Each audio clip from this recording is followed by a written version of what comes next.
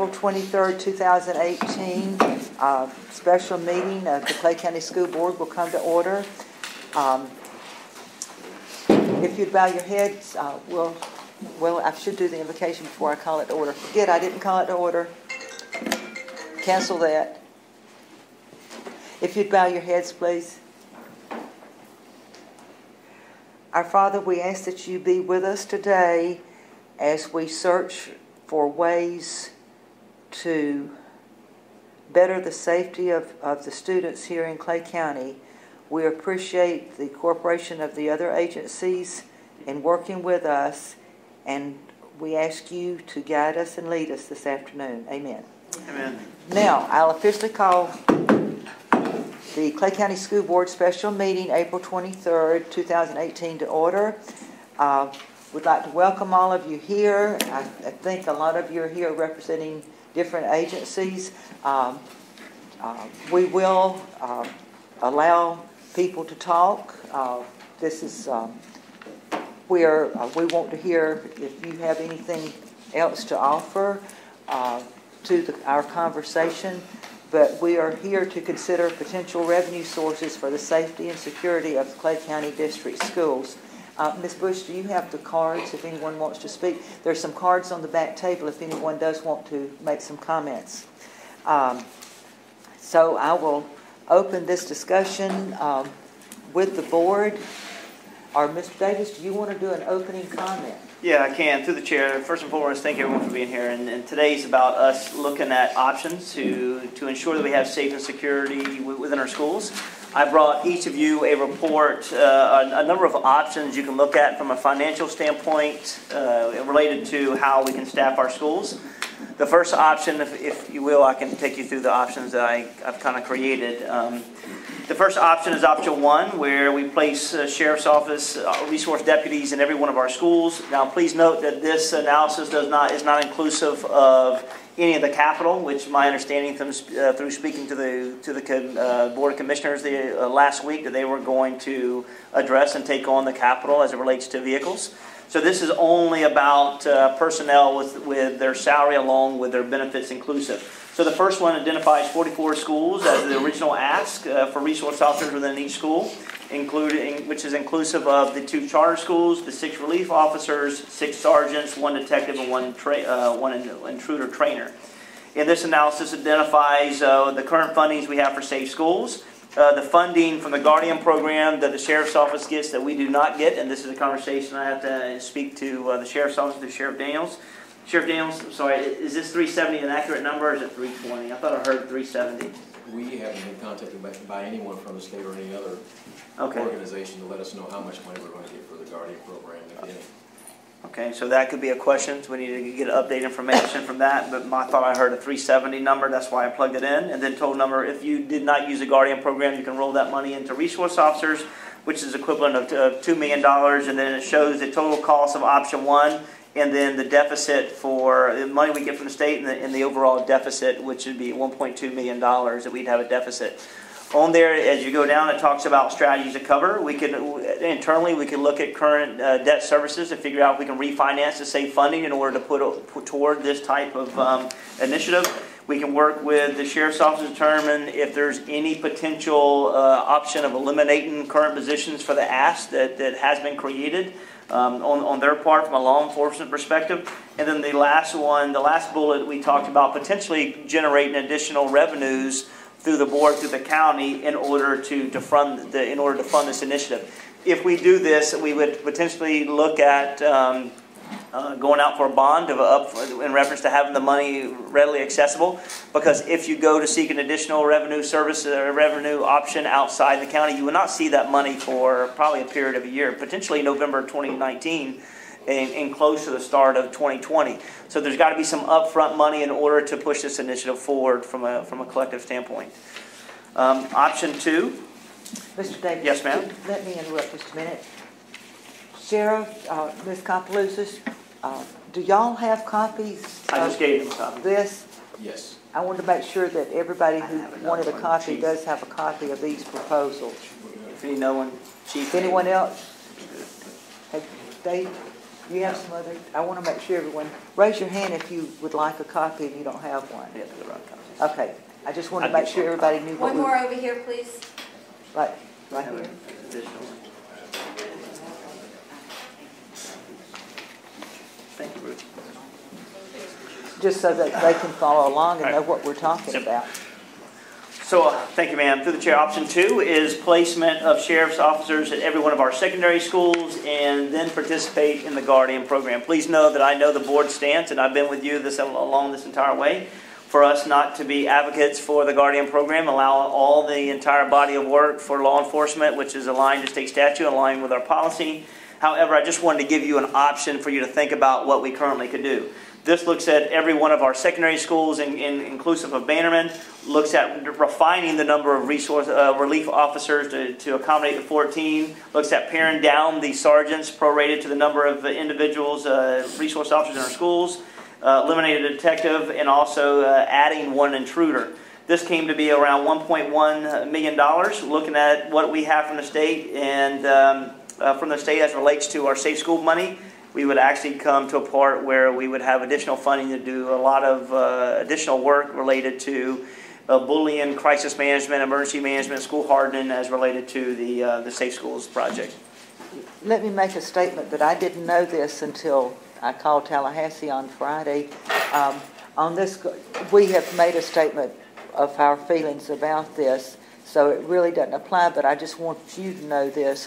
Of the $67.5 million that went for the Guardian program, only $500,000 is recurring money. That's the 67 is non-recurring. So, you know, even for the 1 or 2 counties that may be looking at this throughout the state, I would be a little bit concerned about the recurring. In talking to some of our elected officials, it seems that, you know, there's a chance that they might, when they see that the Guardian money is not being, that program is not being welcomed, that they might could get that money over into the SRO money. But I said, well, it would really help if it was recurring money. And they said, well, we'll have to look at that. But right. I didn't want y'all to think that 67.5 was all recurring money. It's not. Okay, option 3. Thank you, ma'am. Through the chair, option 3 is for us to place resource officers in every one of our secondary schools, junior high schools, and also a Bannerman as well. This is the same format as relates to the number of relief officers, same number of sergeants, 1 intruder, and then this would be adding armed security guards for elementary schools. And this is where you would have an outsourced vendor where they are trained. They are trained under the umbrella of Servicen, and they will be on site in order to address any undesired event if exposed to it. This is a projected cost that was provided to us over the phone. We are waiting for true, actual paper analysis to send to us for quotes. But this is over the phone. It was a quote over the phone that we received as of last week. Put this formula into the 1.6 we get from Safe Schools, along with the additional funding the potential funding we may have looked at from the Guardian program. That puts us at $2 million. And this cost is at $2.1 million, and we would have to identify, we'll be at a deficit of $166,000 that we would have to look to see if we can fund internally. Once again, the recommendation is look at our current debt services to figure out if we can reduce our interest rate due to the fact that we've become more physically healthy in the last 17 months, along with looking at the Sheriff's Office return to determine if actual positions are needed, required within not only our schools, but if there's anything the sheriff could shift within his organization, because I don't know his organization, that he can shift in order to make this happen for our schools. Can you, could you speak to how this complies with the law? Because I don't read that this is an option that meets the letter of the law. So in the House bill, it talks about school safety officers, and this would be allowed to do so. We already have schools in the state of Florida that are pushing this initiative right now. That I've had conversations with superintendents that are. I can tell you, Escambia has already put in armed vendors within their school district in their elementary schools. Are they doing it just because there's no enforcement behind the law, and so they're doing it? I didn't get into a part of his decision making. I know that he was trying to comply with the Senate bill, So this was an avenue that was the most affordable for them to implement. Now, I'd say Escambia does have a significant amount of schools for elementary perspective, but it was a way for them to have immediate compliance in order to service schools internally. The bill does allow for retired police officers. Would this fall under that? It just says it could. It just says school. My understanding and the way I read it, it says school safety officers within. Yeah, I thought they had to be sworn officers, so that's why the retired would be acceptable versus this. If I may. Go ahead, Chair. Chair. The school safety officers is just another name for school resource officers. However, if you hire, and you can hire security guards, they would fall under the umbrella of the Guardian program and still have to, the gun portion of that would be covered. We would still have to do background, we still have to do some psychological, we still have to do some training pieces, but that is an option. It just would fall under the umbrella of the Guardian program. How long would the training take on your end, because you would be responsible? How long would the training be? Would it still be 16 to 18 weeks? No, not for that, not for the Guardian program. You're only talking less than 140 hours of training. So it's very doable within a matter of a couple of months. And if they were retired police officers, it would be the same type of thing? Do they fall under the Guardian or not? So if they're retired police officers and they're hired by the school system to be security guards, then they're school personnel and will fall under the umbrella of the Guardian program. If that makes sense. It does. Thank you. Thank you. Thanks, Sharon. Through the chair, we go to option 4. Option 4 is the last option in which I bring to the board, and this is where we place sheriff's officers in the secondary schools. That would be secondary plus Bannerman. Also looking at 1 relief officer, 1 additional, one relief officer, 1 sergeant, and then going to hire off-duty law enforcement from surrounding counties. This is inclusive of 35 schools, where we have 27 elementary schools, we have 6 junior high schools, and then we would have the 2 charter schools. So that brings a total of 35 at $30 per hour. Times 8 hours a day, times 180 days a year, which is contact with kids, which is $43,200 per year for these individuals, which would be $1.5 million. All that inclusive would be roughly around $2 million. If you look at what we have from a Guardian potential, what we would get from the Guardian program, let's work with the Sheriff's Office to identify that number, along with Safe Schools. This would be a deficit of $71,000. Here you'd have to have we would be able to cover that internally, but you'd have to have articulation agreements with many law enforcement agencies, inclusive of the Clay County Sheriff's Office, Greenfield Police, Town of Orange Park, along with the Florida Highway Patrol Department, Department of Transportation, whomever, in order to make sure we have coordination to have coverage every single day. You may say that this could be potential schedule a nightmare. However, we already pay individuals internally right now to have scheduling for overtime in order to do this. And I only bring this, not this is the soundest direction. I do know other counties will implement this model, but to give you another option within our school district. And that way you'd have law enforcement every single day prepared. So those are my options. Okay, I'll bring it back to the board. Anyone want to start the conversation?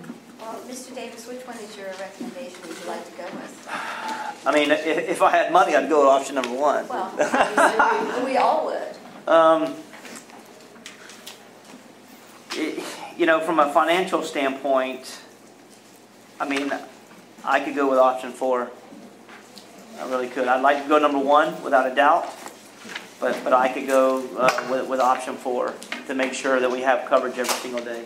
But number 1 would be my ultimate decision. How would we accomplish the requirement for the mental health training piece that the SROs go through? Would we have to then maintain that these officers, in option 4, that these officers had all gone through that mental health piece that is required? I know all sheriff's deputies and law enforcement go through something, but I know that there is additional training that's required of the SROs. Yeah, so I guess this would be internal. We could offer trainings for the youth mental health first aid. However, I don't know of any expectations that we are having to extend to resource officers in our school for mental health.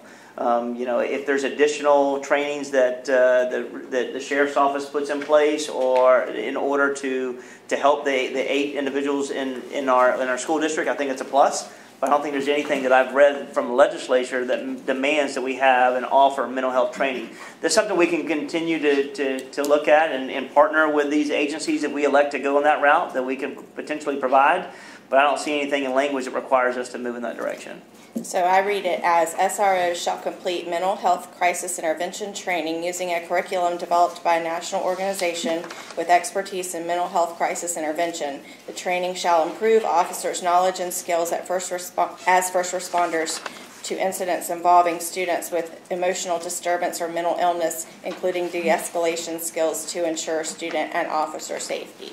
That's under the SRO portion. So maybe if they're not,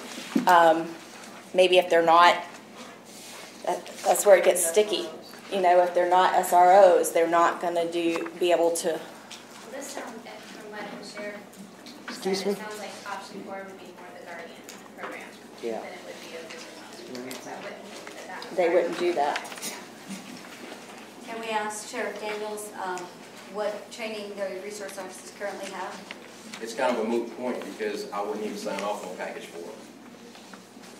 And a lot of the dynamics of having outside agencies, not those germane to Clay County, come in where you can't mandate secondary employment, is going to be an inconsistent group of deputies that hit the Clay County schools on a daily basis. So you kind of self-defeating kind of an issue, or you're never going to have any consistency, any bonding between the SRO, actually the off-duty officer, and the kids, or the administration for that matter.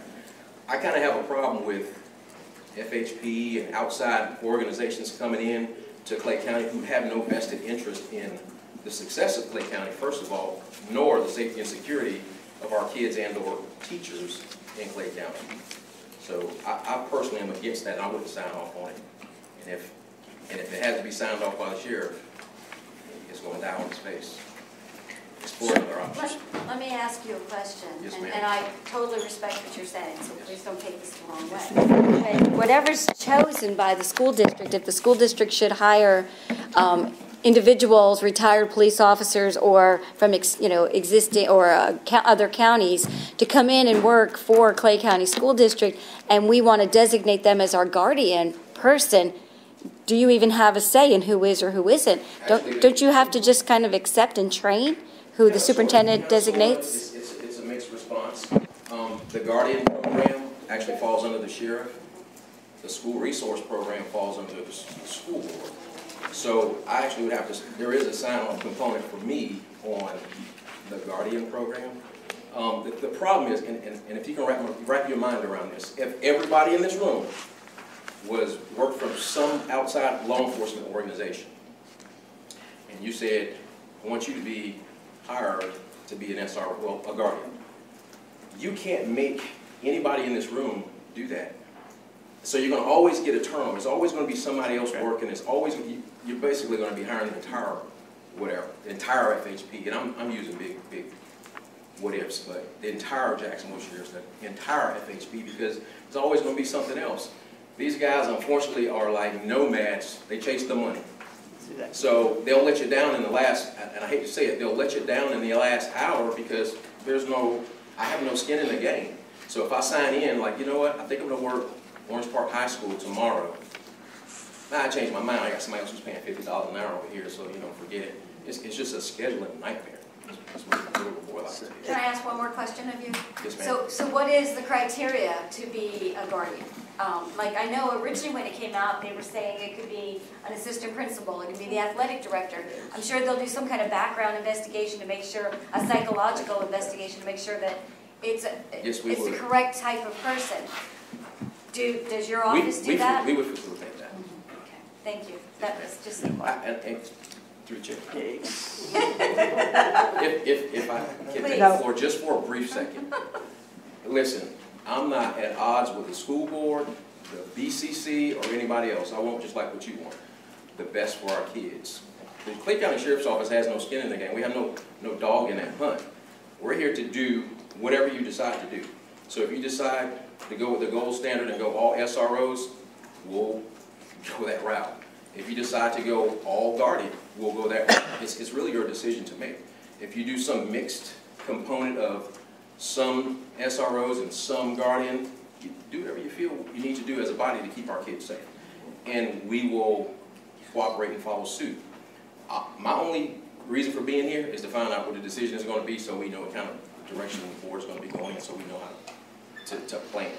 But it's like the sheriff's office gets no benefit at all, and neither are we trying to. We're just here as, consider us a vendor. That's right. If you could think of us like the Coca-Cola vendor, then you could really wrap your minds around us. I'm just here to give information. You take it and roll with it. You tell us at the end of the day what you need us to do, we'll be there for you. We appreciate that. Right. Thank you. And through the chair, please know that I only bring all these options so that you can make an informed decision. You know, when you ask me about option 4, it's physically sound in reference, and it's affordable. Is it the most attractive option? We unpacked every bit of this part with having an individual that's new to the school every single day. We've unpacked that. We understand that, but then again, the greatest priority is safety and to protect our students. So, how can I get there in a financially sound position that doesn't put us in a backward slide, financially? That was a rationale for coming to this. And there are a number of, do we want Clay County and the sheriff to support that initiative and have an articulation agreement? Absolutely. But there's a lot of surrounding agencies that would move forward with us in this direction. But as I said, option 1 is my first. The problem is you got to find funding for it. My concerns are that law enforcement officers, by nature, can't turn off that they're law enforcement officers. And if you function under the Guardian program, you can do nothing except stop someone with a gun. Yeah. So they can't break up a fight. They can't assist in Baker acting if we need to Baker act a student. And so my concern would be that we could have some liability because they can't turn off who they inherently are professionally, and nor would we want them to, by the way. I mean, we feel safe knowing that there's officers in our presence even when they're not on duty. So that's one concern with option 4. But it is fiscally a lot less costly for the district. It's hard for me to say that I think that would still provide the safety for our students in the event that someone comes into one of our schools. Unlikely event. I mean, let's be real, it's unlikely. But to look at the parents of the child that were injured or, God forbid, killed, if we had an incident and we saved $1 million, is that life worth $1 million? And and I have a child in school, and so I think about this a lot. And not that you don't, if you don't have children in school, because we all do, and we all care. And we've said over and over, safety is of the utmost importance, and it's a real struggle because the answers are not easy. Okay. Ms. Bola, did you want to kind of chime in? Yes, I've got a couple of questions. At the BCC meeting the other day, Sheriff, you had said something about being able to get by with 1 sergeant for every 10 people. Yes. 10 SROs, and that would take one of the sergeants off this list, I would assume, on the first page, because there are only 50 people, if you count the relief officers. So we could cut that out. The other side of that, I have another question. I've got a few, just a minute. Right. This is... I'm viewing this as a short-term solution because we need to do this by August. But we also need to look at the long-term solution as well. So what we choose today has to cover both of those in many respects. And in the long term, and I'm looking at the numbers of people, well, technically I guess I'm looking more at the short term. In the short term, knowing that that's a lot of officers to hire, and possibly getting the officers needed and the sergeants. And I understand if somebody's doing a job, then you can't be doing the other job. I get that. We've all been in professional situations where we've had to step up, however. And this is one of those situations where I'm looking to squeak out some funds, and I'm looking to save some money. And in looking at that, possibly cutting a couple of relief officers and using the sergeants for those reliefs on a short-term basis. If an officer's sick for one day, a sergeant can't do one day in a school sort of thing. I'm not saying long-term. I'm not saying somebody, moves away, does something, of course. That's where we need to put somebody to replace them. But I'm looking, in the short term, looking at the plan, do we need each and every one of these people outside of the 44 in the actual school itself? Okay. I don't know if you want, and I've got another good question. I have some follow-ups. I have some follow-up comments on this, but first, let's let the sheriff kind of address those many questions, and then Yeah, I you was might gonna want to say, take this, we want to so make sure it's picked up. make sure it's picked up. I'll stay up there. Would you like, you can sit up here if you'd like to. Yes. I'm sorry. Through the chair. And I'll put this as nicely as possible so it doesn't sound sarcastic. Looking at me in the sheriff's office like we're the Coca-Cola vendor. You're now saying, instead of putting the Coca-Colas in this rack and the Sprites in this rack, you should put root beer here, you should do this, you should do that. It's not really, here's how we'll operate, the sheriff's office will operate. Wherever the funding is, whatever the funding amount is, we will staff up that many officers operationally. And everybody else will just have to be guardians, if you can look at it like that. The one-day person being off, we can find someone other than a supervisor, because the supervisor can't supervise if they're doing line level work. They just can't. Doesn't make for an effective operation, and anybody in law enforcement understands that. But I understand the squeaking out dollars deal. I'm all on board with that. If you want my opinion on what I think an option would be, an option that we had on the table before the school board decided not to go the Guardian program was to staff up high schools, junior high schools, put guardians in the elementary schools, and let it roll like that. Because, for this reason, across the country, how many times has somebody encroached upon an elementary school to commit acts of violence? Sandy Hook. Sandy Hook. Please don't do that. But I understand. It's a one-time example. There's nothing that you can do. There have been others. Right, there's nothing you... Made national news. Understood. There's nothing you can do. We can put SROs in every single school. We put 2 SROs, 3 SROs, 4 SROs. But at what point does the fact that we live in Clay County and have to look at Clay County and do what's best for Clay County? I mean, I'm your sheriff, and I'm everybody up here sheriff. We'll do whatever you need us to do. Just let me know. Whatever you decide to do, just let us know. Can I, and a follow-up to Mr. Davis? Yes. Have we asked any of our employees at this point if they would be willing to be marshals? Openly, we've not had the conversation ever since the board took its stance, and I openly said I'd like to have option 1 resource officers in every one of our schools. We have not linked, or I have not asked staff to engage employees to determine whether or not there's interest in it. Because my gut reaction would be that there would be very few that would care to be marshals. And I would like to not even consider option 2, because I don't see that as, going back to our meeting, our last board meeting, that's not an option from my perspective. Okay, I want to say a few things. I'll be right up front with you. I'm for option 1, to put the SROs in every school. I heard what the sheriff said about the elementary schools, but I don't want it on our back if, God forbid, something happened at an elementary school and we've got SROs in all the secondary schools, and then something happens, whether it's 500,000, a million, whatever. There's not a, you can't put a value on a child's life, or a teacher or an employee at our school or anyone else there. just this week, there was another shooting. At the Waffle House yesterday, there was 4 people were killed. I mean, it's to the point that hardly a day goes by that there's not something somewhere, whether it be a school or a restaurant or wherever. We have to be very safe. My option, I'll be right up front, my option is number 1, and then the second part of that is then let's figure out how we can do this in a reasonable, sane way.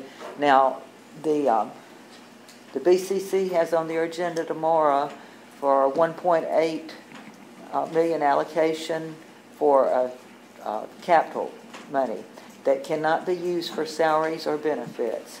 So that money, out of the, where's your paper? The 4.5 that you had, I mean, that 1.8, you had capital outlay 1.920. So that would pretty much get you going on the, that would kind of, you could kind of live with that for the capital money. So then that would leave us what? Let's see, 2.6 then for personnel, employee benefits, and operating expenses. That's on your wish list. Now, Sheriff, I'd like to talk to you about this. I was reading in it, and it says, and the synopsis of 7026, I wanted to read you this. Because it was stated the other day at the meeting that legally it is up to the school board to fund all this. I think the school board, I think the VCC attorney, and who else was it that said that? Yeah, it was the Board of County Commission attorney that said it was our responsibility to fund this. But this, in this, it says a school safety officer's salary may be paid jointly by the district school board and the law enforcement agency as mutually agreed. Now, I've been trying to figure out how we can make this work, because I think we all want the same thing. We've just got to figure out how to fit the pieces together. Now, last year you paid $883,000, and we paid $533,000. Those were the numbers I was given. So it's roughly a 60-40 split up to now. Now, Actually, it was a little bit more disparaged, but this administration came in and bumped it up. So to the board and which administration bumped what? We approved to give more money through chair. We gave additional money this So you year bumped to it help to the assist. 580,000. Because from 450 to its current. So kudos to y'all. so 533. I believe that was the number I was given that we Yes, did, ma'am, because it used to be 450. Okay, That's correct. so 80 grand. here's my thought processes. And listening some to what Ms. Bola said, all right, you've got the 1.8 if the county commission does that tomorrow. So I'm just going to kind of take off the capital outlay side, because I think you can play with that. So then we've got 2.6 to cover the personnel, employee benefits, and operating expenses. Now, of that 2.6, Mr. Davis, you said we've got what coming? 1.6? Yes, ma'am, through the chair. The 2.6 is from now until October 1. Right. So, Now, bless you, that means it'd have to roll over. So what the ask was this, there's roughly around $900,000 to get between now, $800,000 to $900,000 to get to now until July 1. That was needed for expenses, that was needed for personnel for 3 months. I think that was, and then everything else would roll forward in a brand new year starting July 1. The problem is they're on a different time schedule that we're on a different They're time schedule October from a 1, financial side. And that's what I want to know. Does the BCC pay this monthly? Is it every 6 months, monthly payment?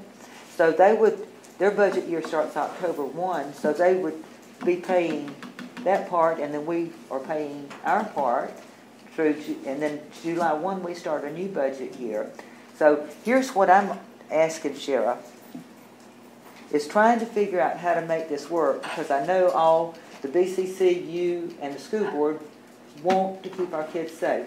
So as referring back, and I won't even pretend to say deputies, lieutenants, trainers, because that's your business. but is there any way, you gave us the wish list. This would be like if we wanted to say, we want to buy a new fleet of school buses, but we've got some that the wheels are falling, This to me is your wish list. If everybody had deep pockets, this would be what it takes to get us in the gold standard, I believe you called it. Yes, ma'am. So what could you go back and look at, maybe not including, to maybe get us to the silver standard right now? Yes, ma'am. But that we could get a resource officer into all of our schools. Maybe you would be short one person here or there, that we could, as we go along, because this board also, I think the topic will come up about possibility of the millage. And we are going to have to find some way, a sustained way to get money. So that's for the next conversation. But I just wanted to ask you, could you cooperate with us and maybe trim this a little so that we might be able to get there? Absolutely. Okay. So when do you want to do that? We can do it right now. Okay. Trim. Mike, Go ahead. Here's one. I won't do the math. Here's one thing that we are doing through the chair, and that is I'm trying to hire, as a sheriff's office, we're trying to hire as many seasoned and current SROs as possible. Because you remember at the BCC board, I said I didn't want to put rookies in there. So if we can hire as many seasoned employees, that's that many employees starting at $38,000 versus some other figure.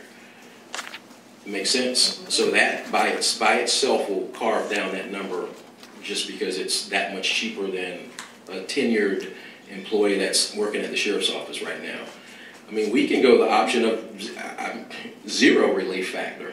We can go zero, whatever that cost savings is. It's just understand that if you have, and what are the chances, if you look historically, and I don't have those figures right now, how many times have we had multiple SROs out sick at one time? Right. Probably not very often. So, albeit the relief piece was to do some programming also, I mean, we could live without it for the time being. Okay. For the short term. Could you look at this and kind of give me a ballpark idea of how, I need to know what kind of money are you talking? Here's the luxury of having your CFO in the room. She's probably already calculating figures to remove 6 deputies and factor in 20 direct hires coming in at $38,000 a year. Okay. Yeah, So give some time for that to develop, and But we do can. you see where I'm coming from? I like how you're thinking, and I kind of looked at it. I'm trying. I kind of looked at it like, so to use the sheriff's model of the Coca-Cola vendor, Right. we don't tell Coca-Cola Where to put their, how many supervisors they Yeah. have, how many machines they have. that's right. We don't tell them any of that. Yeah. We just say we need Yeah. 48 officers or whatever, 44 officers. And so I think that, I kind of look at, even if we went straight back to exactly what the BCC attorney said about that it's our requirement to pay for it, which I don't think that we completely agree with. But at any rate, even if you went with that, it's our responsibility to pay for the officer, but not all the other, stuff that goes with it and the other. It is that vendor relationship, and maybe that's where the sharing comes in. That doesn't sound,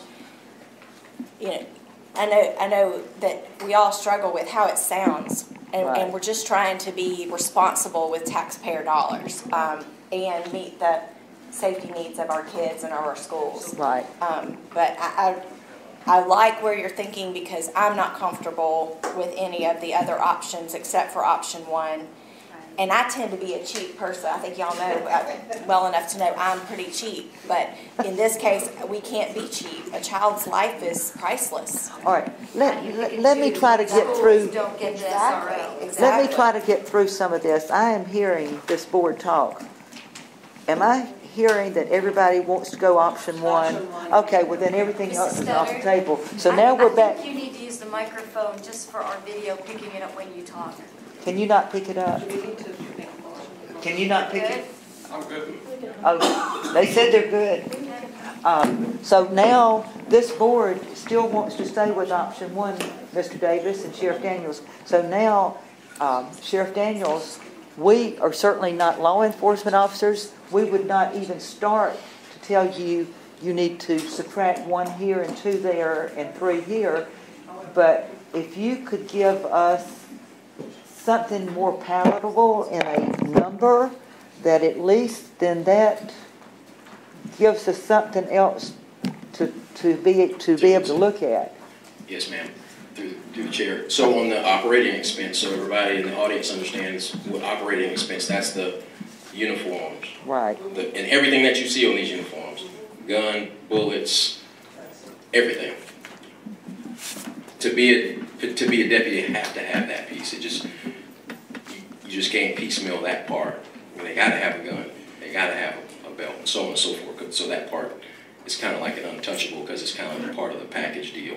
The only flexibility that there is we're talking 44 schools.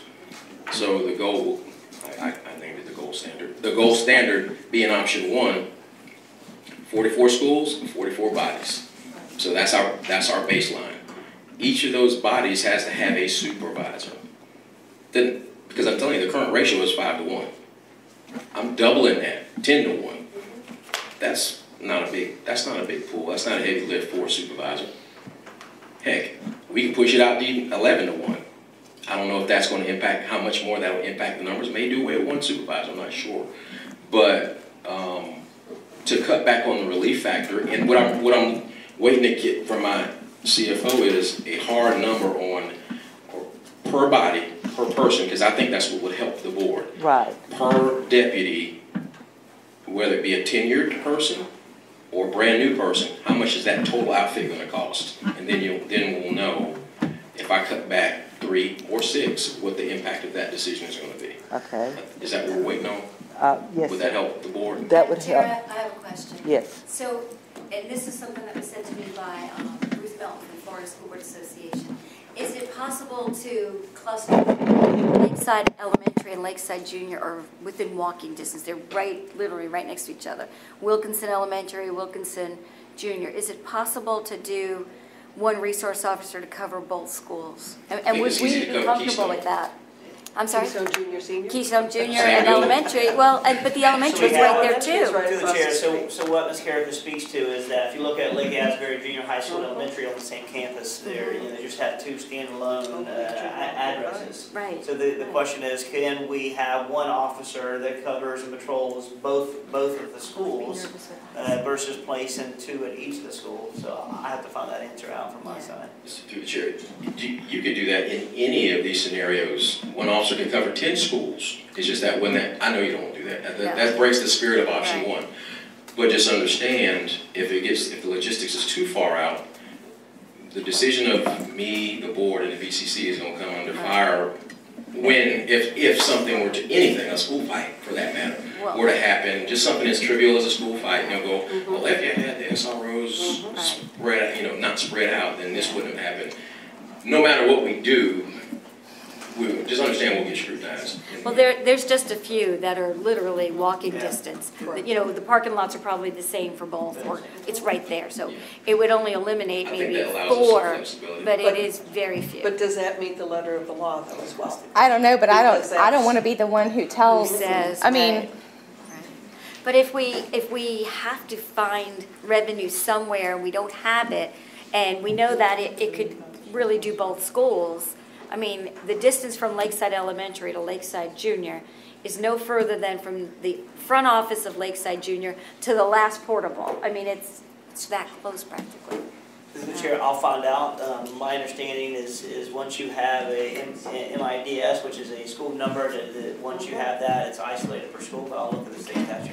It's just a thought. Yes, ma'am. It I doesn't appreciate it. mean, Thank you. just throwing out an option. How do you board members feel about Ms. Carricker's suggestion? I mean, I if there's things that hadn't people even thought about it as well. I mean, I'm on the same vein. However, The problem is that the statute indicates that we should have an SRO in every school. And as Ms. Condon said, if something were to happen, and also as the sheriff said, if something were to happen, where's that SRO? If- they're in yeah. the wrong school at the wrong time.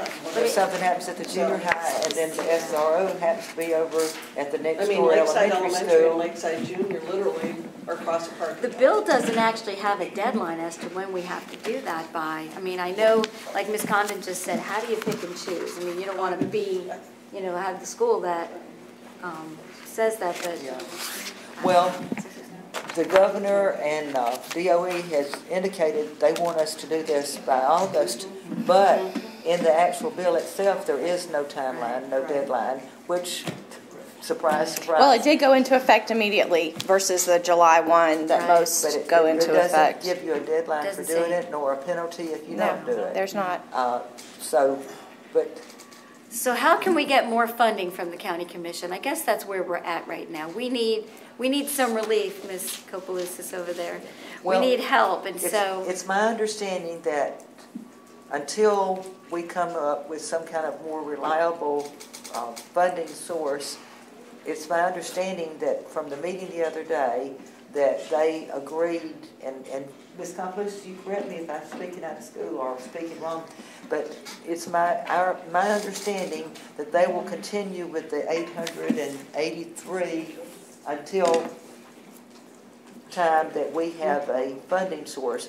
Now, bear in mind that funding source, should we decide to go that way, we wouldn't get money till January of 2020. Right. So we've got a year and a half we've got to figure out. But is that correct, Ms. Kopalusis?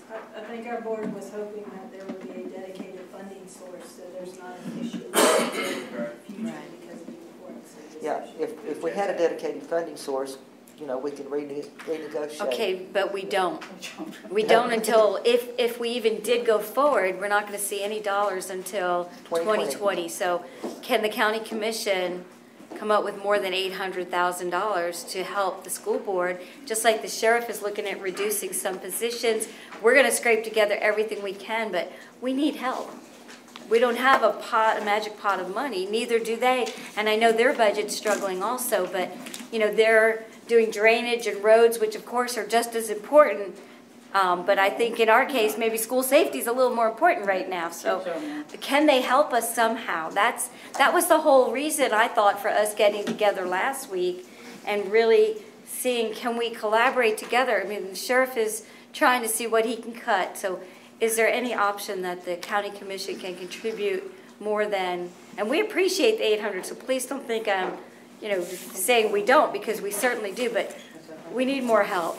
Well, I thought I understood Ms. Stutter to say it's on their agenda for the capital. The CIP money is the capital for, it cannot be used for salaries and benefits. Right, but that that's covers- why we were talking about with the sheriff's gold That's- standard list How much here is the CIP? of the capital outlay. He had 1.920. Right. But if they do the 1.8, he said he'll call that a wash. He's okay down Okay, there. so that's more than we left the meeting with the other Right. night. And so certainly, mean, they're please stepping up express on the our, capital side. Still, yeah. And then as they'll long as, have- I mean, if it passes, tell them thank you. If it doesn't pass, And they I guess still we'll- are committed to this 883 that they have been doing. Which I they've don't been a think great that they would partner back with. off on that until Right. we And can. the 883 can be used towards operating Right, costs, correct? Right, yes. So really, all we're covering is the employee salary and benefits, Right, correct? right. So through the chair, really there needs to be some additional time where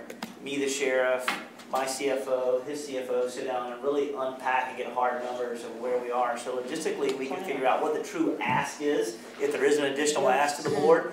And I say I the agree. board to the county commission, and internally, if it's $1 million that we have got to find, you know, if I can go find some funding internally, which I can tell you it'll be hard, but I will do everything I can to figure out if there's an available funding to do so. That there's a potential split or what the ask may be, so we can have a better understanding of what's left and what's right. Versus speaking in theory, my numbers are an educator's numbers. These aren't mathematical numbers that are presented from the sheriff's office. So there may be some variations, through our conversations that may take place. But as soon as that meeting can take place and get hard, concrete information, and I think we're almost there, then we can have a better understanding of our direction moving forward. But the question is, you got to figure out systemically, how this relationship continues to happen in order to satisfy the Senate Bill 7026. So I think that, Madam Chair, from a school board perspective, I would like to move that we direct the superintendent to contract with the sheriff's office for 44 officers for the 2018-19 school year. I don't think we can actually take action on this because that's not the agenda. The agenda is, read the agenda item, Mrs. Studdard, it's a millage. I agree with you, but I don't think we can take action on that, can we? Consider potential revenue sources for safety and security of Clay County District Schools. Where's Mr. Daggett? I thought the whole reason we were having a special meeting was so we could take action. No, I think the reason for the meeting was to discuss a millage increase. I agree with you on the conversation, No, it was to discuss all of this. So, right? It's like Mr. Davis just said. We're sitting here, we've met with the BCC. I agree. Things came up about loaning us money. Well, So why don't we just get consensus to put it on our agenda for our regular meeting? but Mr. Daggett had told me, all right, I'm going to let him address what we can and can't do at this meeting today. So, can you repeat, you wanted to, Ms. Condon, direct the superintendent to develop? To contract with the sheriff's office for 44 officers for the 18-19 school year. So, what you can do is that direction has already been heard. You can request the addition of an item on the... See, okay, let me tell you my frustration, and it is great frustration right now, like bordering on anger. We left the BCC meeting with the sheriff saying he needed to hire this week so he could have trained by the beginning of the school year. So I said at the BCC meeting, can we add a special meeting to our workshop on Monday, and we had the 48-hour notice, so that we could take action, so that we would fall into the time frame for the sheriff to do that. And if it didn't get advertised the way it should have been advertised, I don't feel like that's my problem. I feel like we needed to, we had this, we rearranged our schedules, everyone came. Clearly the room is full. We don't typically have this many people here. So everyone came because we needed to take action. I get that a referendum for a special funding ad valorem is an issue that needs to take place at a regular meeting. But to direct the superintendent to contract with the sheriff's office, why that couldn't take place in this sort of meeting is just outlandish to me. I haven't said that you can't. You can, and I think what you're looking to do, I'm just trying to get to the objective here. That type of a contract is presented to the board for execution. We know this because the last one that just went through was presented to the board for execution. So what I'm recommending that you do is you just, the superintendent is directed, which is totally fine during this meeting, to develop and present, hopefully by the May 3 meeting, a contract, such a contract. So I guess what Ms. Condon's frustration is, if I'm hearing it, because I agree with her, why wasn't this meeting advertised and why isn't it on the agenda for us to take action on the resource officers today? There's nothing that prohibits you from doing that. You can do that. Not if it's not on our published agenda. We cannot do that. My legal advice is that you can.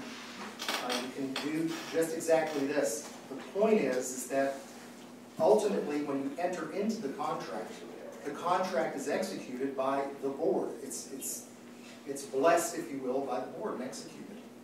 So I'm just trying to get us from point A to point B where you can actually execute.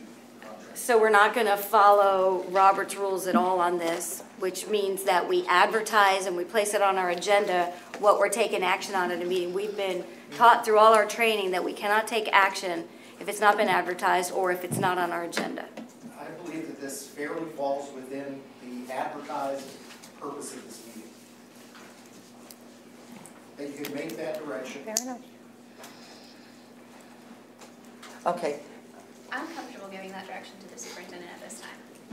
Yeah, now should we vote on the giving the direction to the superintendent, or you just I'm want not this a comfortable taking consensus? action, though. I have an issue with this still. I'm I don't sorry. think it requires a board vote for I us could to just do a direct the consensus. superintendent, Now, yeah. what I, So the consensus is for the superintendent to bring it to us on the May 3rd Yes. agenda. Is that what you're saying? Yes.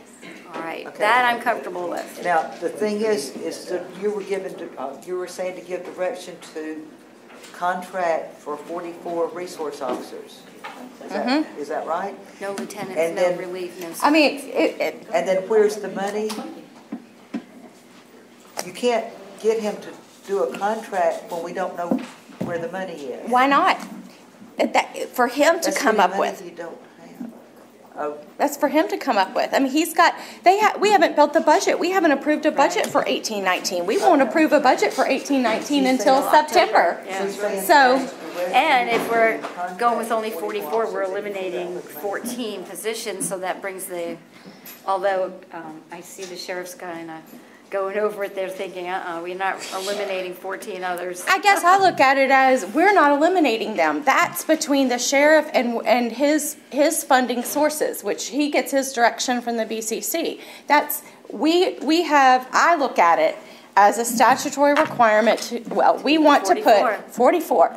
We have 44 schools to put an officer in. And I'm in complete agreement with you, 100%. I agree with you that this does fall under the sheriff and that we need the 44 for our 42 schools and our 2 charter schools. So I agree with you. So through the chair, I want to make sure I'm understanding, if you're moving to direct me right now, I will tell you that we will go through the budget, as you know, will not be set for a couple of months.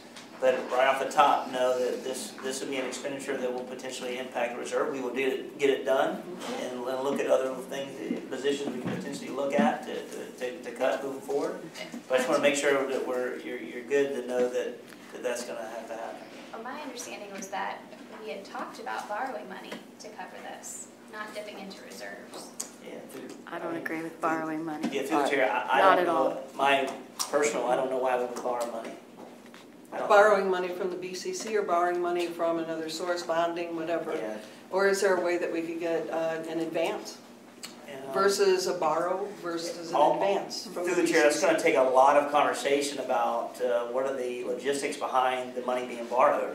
What's the interest rate? Is it in the best interest? Is it, a lot of stuff's going to have to happen to make that. I understand that a lot has to happen to make that happen, but in I my can't hear opinion- you, Ms. Con. I said I understand that that's a lot to figure out, but I think that that's the fiscally responsible thing to do, rather than risk our fund balance being in violation of state statute. Yeah, through the chair, I will never put us in that situation. This No. leadership would never be in that point. When you bring this to us at the May 3rd meeting, would you bring us the amount that this will cost to just have 44 officers at, the 55,000 or whatever the amount is plus benefits, and let us know how much that will affect our reserve balance by? That's, then we know what we're voting on. Are we dipping into our reserve and by how much? Yes, ma'am. I'm not in favor of borrowing money Yes, ma'am. for this. If we're looking at just the 44 officers and not the relief officers, the sergeants, and everything else on this page, which is what I'm hearing you say, Ms. Condon, the number's right there, $2,420,000. It's under the first column right there, total cost. If we plug that $2,420,000 down, where with the total funds from the state, it means that we're talking $400,000 versus the additional, $800,000 plus $900,000 that we would need to borrow or whatever. So we're not looking for 1.3 million, we're looking for more like $400,000 or $500,000 in relationship to what we're doing here. I'm looking at it like, to the sheriff's point about the Coke vendor. We want to order 44 Coke machines or whatever. So we're contacting the sheriff's office and we're saying we want to contract with you for 44 SROs. Right. I'm not interested in telling the sheriff how to run his business. Right. And how many, Correct. I'm not qualified to determine how many sergeants he needs, how many detectives he needs. That's not what we're here for. We want to contract to have an SRO in every one of our schools, which is 44. That's why I went with that. So I'm not you know, I'm sure when they come back to us, I'm sure the superintendent will come back and say, here's the final cost that this is going to cost for the 18-19 school year. You know, one consideration is, I heard on the radio on the drive here that gas prices are going up to whatever. So you never know. But he's going to come to us and he's going to say this is what it's going to cost. And I'm sure as they're building the budget, as they have done in past years, we're going to spend a lot of time between May and July talking about what we're going to do or what we're not going to do that we have done because we have to pay for this. Right. And there's a lot across the state. You know, every school district is faced with how we're going to do this, and it's always a choice. Madam Chair, may I ask Dr. Legutko a question? Certainly. Yes. Dr. Legutko, if we had to take $500,000 out of our fund balance, we're at 3.3 something right now, where would that take us to? That would probably bring us just barely by maybe 3%. Okay. Or just slightly under, it just depends Okay. on the exact amount. Okay, thank you. I mean, we do have the superintendent's model that he presented to us had some 800 less students that were projected for next year. We don't really know where those students are going, so the chances are likely high that we're not really going to have 800 less students in our school district. So then our funding won't be as detrimental as we thought it was going to be. And I understand, Mr. Davis, that you're not going to know that until October. And I understand, I'm not trying to be flippant about where this money is going to come from. All I'm saying is this is a priority for I think I've heard today, it's a priority for our board. And we're willing to put the safety of our students as a priority. And unfortunately, that's going to come with some other hard decisions. And we don't know today what those decisions are.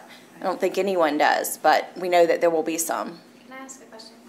So we've talked about, this is basically the 18-19 cost, so that really doesn't affect this year's fund balance.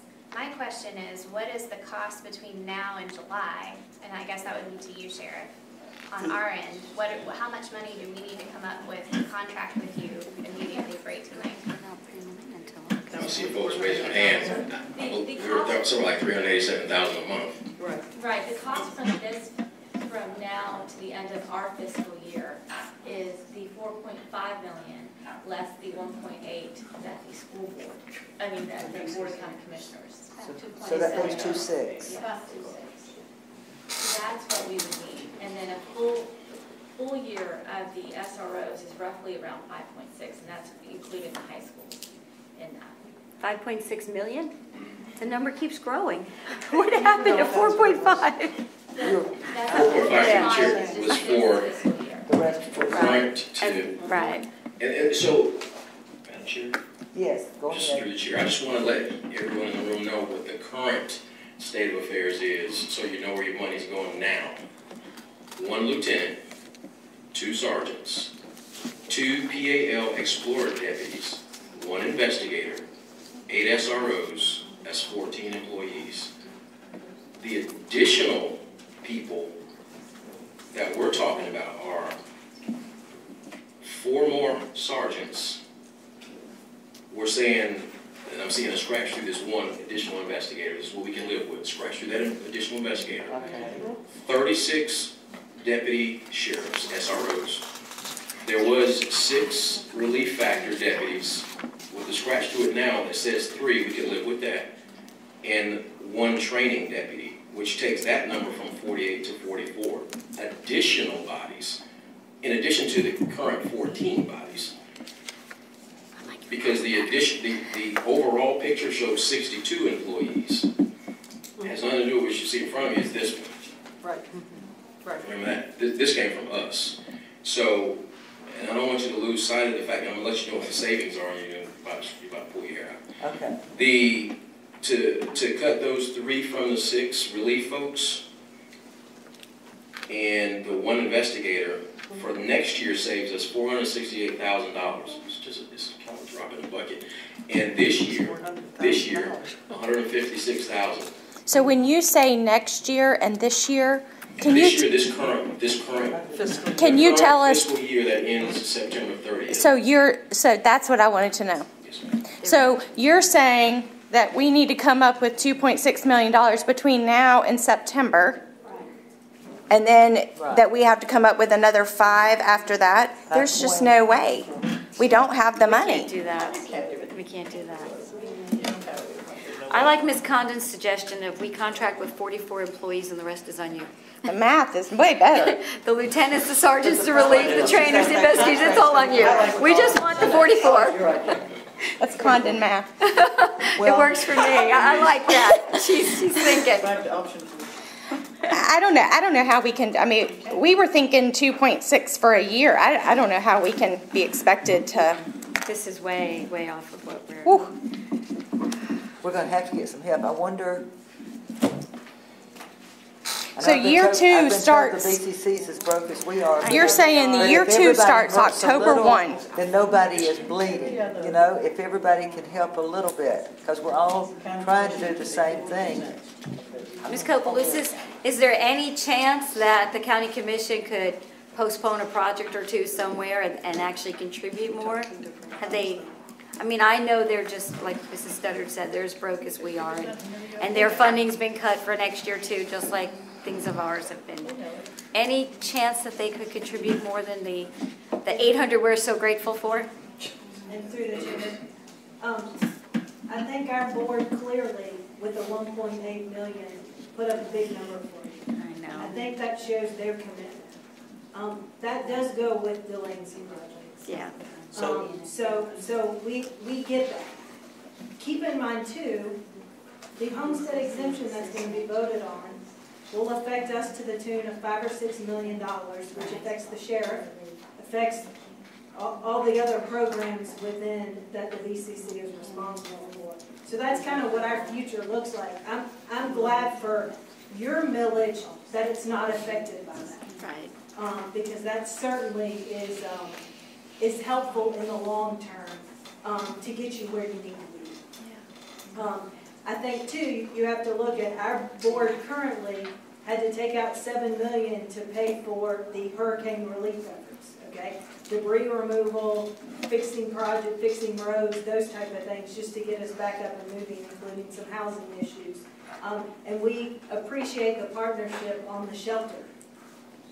That actually worked really well. While we haven't gotten reimbursed for it yet, we believe it's coming. Right. Maybe a year from now, but we believe it's coming. Aren't we all still waiting on reimbursement from Matthew? It's the chair You we know, are. so that's a long way off, we know. So we can't count on that. So when Right. you look at what we've already had to take out, that's a tight lift run. But I think our board is looking to see what your plan is. At least one of my commissioners mentioned that at the board meeting. If there's a plan, then it's easier to crack a nut. Right. And to Well- figure out what we're going to, I mean, the reality of it is we're all going to have to cut something. Yeah. I mean, that's the 1.8 was to try to get that out, so you know we're committed to help. I think the challenge is how do you do the bigger nut? It's not easy. The biggest portion of the sheriff's budget is personnel. The biggest portion of our fire rescue is personnel. It's public safety. Our ad valorem that covers just the sheriff and public safety, that's more than we collect in ad valorem just to pay for those two departments. That's nothing else. So we get the challenge you're under. I mean, I think our board clearly showed we wanted to be a part of that solution with the 1.8. And we are very grateful, and we do say thank you for that, because we do appreciate it. We're just wishing it was 3.5. And through the chair, I will say this.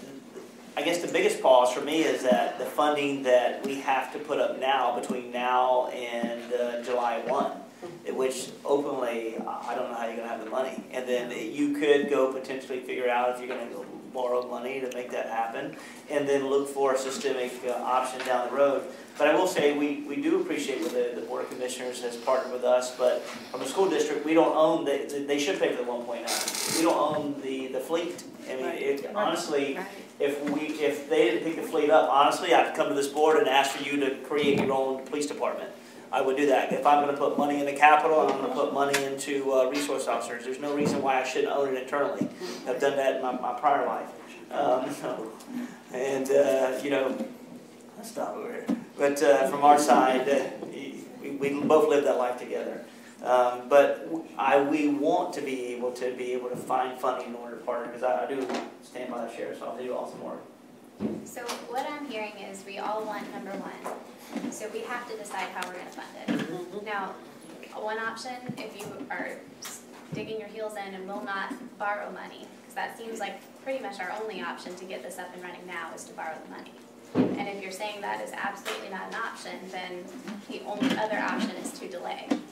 So I feel like there's two choices here, and so that would be a good starting point as a board to decide, do we want to borrow the money to get this up and running, or do we want to delay this until our next fiscal year, which would be July? Madam Chair, Mr. Dagley. so what I would recommend for your consideration today, that is obviously the second step that comes after any contract, okay? How do we fund it? So what I would suggest, if I'm hearing everyone correctly, is you are asking collectively the superintendent to develop and present to the board a proposed agreement to place an SRO at each school. Is that what I'm hearing? Mm-hmm. Okay, so if the board is inclined to go there, you may go there now, okay? The second step for the board internally is how do we go about funding this? And you won't know how much to fund until the superintendent comes back to you with numbers, okay? So, and I believe that the commission is meeting tomorrow night.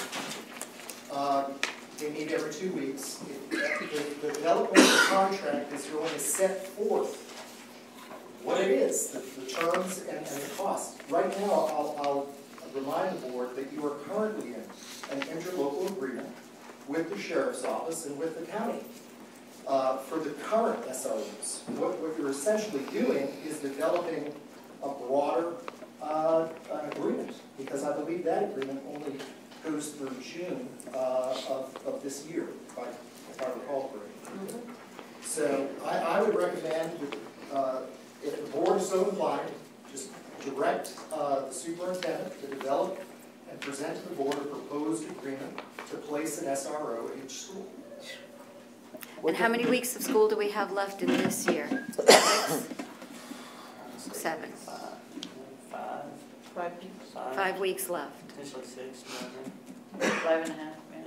So realistically, I mean, I hate to say it, but could we postpone and start this effective the next school year? I thought that was the intention of the statute. To the chair, the issue is that Well, I thought so too, but. Oh, yeah. it wouldn't start until the school year of August, but the sheriff has an extensive 12 to 14 week program initiative that he has to get individuals in and trained upon. The recruiting process has to start. That's why there's a big bulk of the money that the Board of Commissioners have created and asked to us to be able to help cost fund those couple months in the first 3 months to be able to recruit individuals.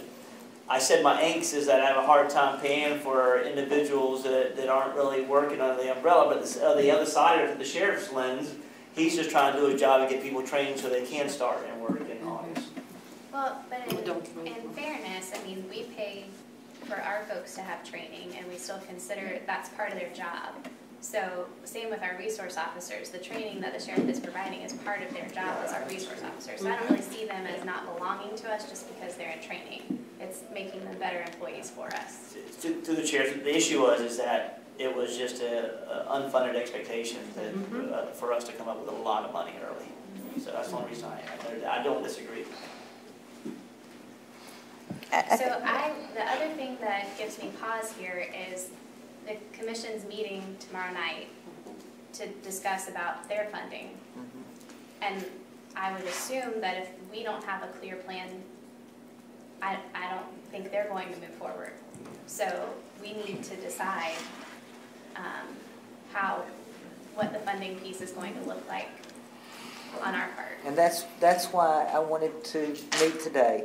We must get this ironed out. It seems like we're going in circles. Yeah. You know, I was thinking last night, you know, if we could just get with the BCC and the sheriff and sit down with a cup of coffee, I think we could get this worked out. But, you know, just sit down and talk about it and let's get this worked out. And it's frustrating for the audience, and it's frustrating for us because, you know, we want this so badly, but we just can't figure out how we're going to finance it. It scares me to think about contracting and not knowing how I'm going to pay for that contract. So through the chair, Yes. very clear, you want option one. So direct me to go to option one, let me work some numbers out in the next Okay. couple of days and bring it back to you Well, if that's your wish. Option one with the cuts to, you know, some of the things that the sheriff has Yes, I already think they were saying eliminated. just this Through part. the chair, I'll capture that and I'll The 44. I do think, though, that Ms. Gilhousen is right. I did have one, I had a conversation with a commissioner that I will not name, but I had one Thursday that told me that, you know, they wanted to see a plan from us. And so if we don't have one. And so I think that, you know, we're at the point where we do have to, and I know we can't do it, we can't take action today, but I think we have to come to some consensus on where we're going to get this funding. And I think we may have to look at some combination of things. You know, the superintendent gave us some ideas down on the bottom of this paper. You know, seeking additional revenue through the county bonding up front. You know, that some kind of interlocal agreement would allow us to work fluidly with the Board of County Commissioners to see, you know, where we can kind of come up with and share expenses and who's going to bear the burden. And then I think it also gives us an opportunity to then go out and ask the voters, what do they want? You know, I think our voters have earned that right to express their wishes of how we spend their tax dollars at the voting booth. And so I think that that's the right opportunity to go and ask for that dedicated funding source that you talked about, Mrs. Studdard, that is specifically for school safety, you know, to be that sustained funding source so that we don't have to keep coming back to this. And I don't know how we work through. I agree, I'm not so inclined to borrow money, but I think if you are looking toward a dedicated funding source, we already have a timing issue just in when your fiscal year begins and ends and ours begins and ends. So we've got some timing issues here too. I'm not so hesitant to borrow if it's a timing issue. You know, if we know that we could then pay it back. There is a risk though, and there always is a risk. The chair's board's decision, direct me and I'm ready to go to work. And it sounds like this could cost us anywhere from $3 million to $6 million, depending on if you're looking at funding it through the rest of this year, plus the rest of your fiscal year through October, or, you know, full versus a full year. So that's a lot of money from our school budget, and I don't see another option besides a revenue stream specifically earmarked for that. I don't know where else we would carve out $5 to $6 million from our budget to support this. So, Madam Chair, Yes. Daniel. a question. Yes. To make sure I'm understanding All right. understanding the board correctly. Okay. I don't have a okay. Yes, ma'am. I just make sure I'm understanding correctly. The board is considering, in totality, staffing up 44 SROs, period. I'm here to tell you today, you can staff up 44 bodies, but all 44 of those bodies will not be SROs, because every employee has to have a supervisor. Oh, dear. Maybe they don't. We can't afford it. I think that was an act of God. That's $100 there. Not covered by insurance. Not covered by One insurance. one star. So essentially, you're saying, by doing that, if you say strictly for 44 SROs, do away with the current lieutenant who oversees the entire operation, do away with all supervision, not gonna happen. Sheriff, that's not my wish, and I don't think that's what Ms. Collins It wasn't. is saying. It's not. I don't believe it's You're the saying- school board's responsibility to tell you how to run your organization. Right, we want 44 officers at our school. We want a resource officer at every school. You tell us how much that's gonna cost. And as far as the overhead, that's part of the cost that I'm looking at. That's the way I look at it. That's not the same thing Ms. Condon said. Well, That's what I understand. everybody has a boss, right? I mean, you know, and so, but we're not the sheriff's office boss. you know, and I understand the sheriff is elected just like we are. I understand that, but we are too. We are responsible to the taxpayers too, and so I think that that's where I feel like there's a negotiation, right? So you start your negotiation with the BCC told us at first they couldn't pay for anything. Well, then they have it on their agenda to pay for the capital. So they came up with the 1.8. I think that, you know, the initial, if you will, the sheriff's office and the BCC has asked us for the 4.5 minus the 1.8 in the capital, so the 2 point something. I did the math somewhere. That's just to get us for the rest of 2.6 and then 5.6 going forward. So I think that, you know, what I was saying is we can afford to pay for an officer in every school. Who pays for the overhead and all that? That's not, you know, you have to run your sheriff's office in the most responsible way that we trust you to do. That's why you were elected, you know. So I don't feel like it's right for us to nickel and dime that we're willing to pay for, you know. The board doesn't understand, like, our span of control mandates that come from other governing bodies that say you will, if you have X amount of officers, you cannot have X amount of officers, you can't go over X amount of officers reporting to one supervisor. One supervisor can't supervise 50 people.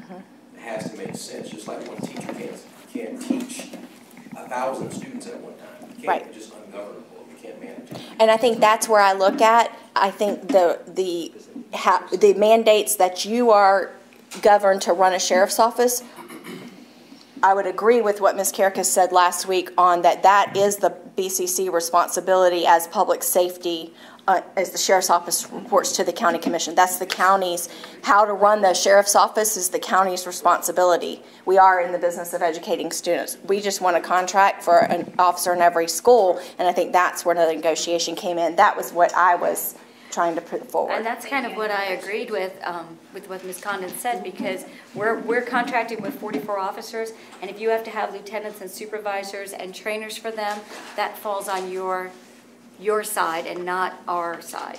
And I know you're smiling, you're thinking that's not how it works, but right. I agree with Ms. Condon that we are contracting with 44 officers, and the rest should fall under safety and security of law enforcement. Training falls under the sheriff's office and the supervision and all of that. So if there's any way we can negotiate that, that's what we need to negotiate. I think the BCC probably could negotiate. That training is not for the deputies, by the way. The training is for the schools. Active shooter training, lockdown training, and the various training components that are mandated under this 726. It's not in-service training for the deputies. It's for the schools. So could we come up with a compromise where, okay, we take 44 officers and the trainer, and maybe we pay for one lieutenant, and then you cover the rest? Could we do something maybe to compromise somehow? There's only one lieutenant. I mean, we really need, and you're already paying for it. You know, we need, the 44 is really, I mean, we don't have the money for it at all, so. I think that, through the chair, I think, and she makes a very good point, I think that, and I'm only thinking, that the BCC, hearing that, would probably acquiesce or come up and do something to make the adjustment to meet you halfway somewhere. I'm just going to make an assumption, because I know that I would if it was me. Well, you know, this is so frustrating because we meet now with the group, then we meet here, and we're just kind of going in circles, but it's important that we do this and go through the steps, because I would give anything if the BCC was sitting here too today so we can try to get this hashed out. I think we're making baby steps in the right direction though, but I know time is of the essence for you because you need to have time to do your training regardless of who's paying them. You know, the training is going to take a certain amount of time. So, ladies of the school board, what do you want to come out of today? I mean, or do you want to direct the superintendent to come up with a contract for the 44 resource officers? And then maybe tomorrow at the BCC meeting, they've got this 1.8 capital CIP money. on there, and perhaps I have a feeling the sheriff may be wanting to have a conversation with them about training dollars or whatever the other dollars. Administrative dollars. Yeah, Yeah, I'm good with administrative that, dollars. with The Ms. other- Condon's recommendation. The other side of that, Okay. and Ms. Condon mentioned this earlier, Right. there has to be a plan. We're Right. we're talking. The Right. problem Has is to be a we're going sustainable in, plan. That's the and other it's a sustainable plan. I mentioned earlier, we've got short-term, we've got long-term. Absolutely. We're looking at short-term up through to July 1st. Okay. We're looking to. Well, let's give direction starting- on this one first. All right, let's but get it direction all- on this it all because I think we it need to talk combines, about. Because I believe the BCC is looking at, and they said it, I think it was Mr. Henry that said, he believes that we should be looking at long-term investment, somehow a long-term revenue source, if I'm not mistaken. And he voiced it, and there were a lot of nods going around that dais. And that's the sort of thing, I mean, when we're talking a plan, literally not a talk between us and saying, well, it would be nice if, we need to go to them and say, as the sheriff came to us and said, here's my plan. Right. Here's what I need for 44 officers. Right. We need to go to them and say, this is our plan. This is option one. We're going to get 44 officers in our schools.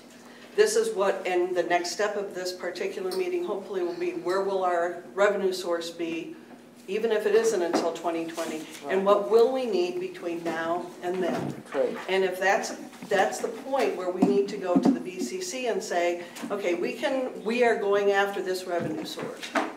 And this is how we're going to help ourselves. But in the interim, we need some assistance. And going to somebody and saying, hey, Carol, you know, I need $50. Can you give it to me? Why? It's that why that we have to give them. This is what our plan is. This is why we're doing this. This is how we're doing it. And when we get to this point right here, between this point and that long-term start of that income, that's where we need your help. Okay. This is the specific help that we need.